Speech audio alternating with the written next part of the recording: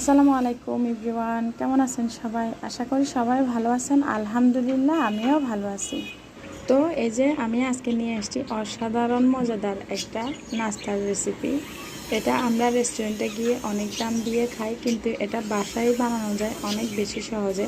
এই নাচসটা আমরা ছোটো বড়ো সবাই পছন্দ করি, খুবই মুখরোচক একটি খাবার। তো এখানে আমি নিয়ে নিয়েছি ময়দার মধ্যে আমি দিয়ে দিছি লবণ আর তেল।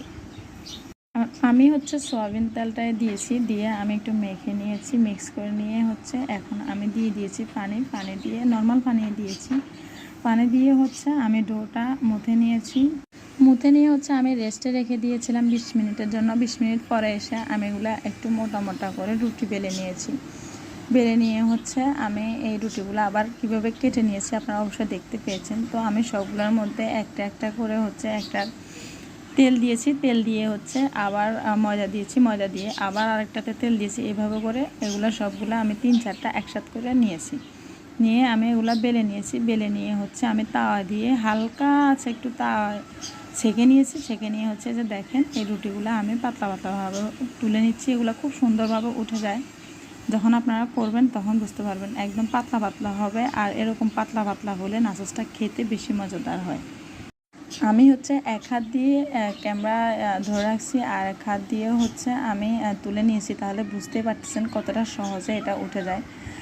তো এই যে আমি এটা মাঝখান বরাবর কেটে নিয়েছি সবগুলাকে আবার একসাথ করে। তারপরে আমি নাচসের শেপে কেটে নিচ্ছি। তো এভাবে কেটে নিলে এগুলা একদম দোকানের যে রেস্টুরেন্টের নাচসগুলোর মতোই হয়, চিপসগুলোর মতো।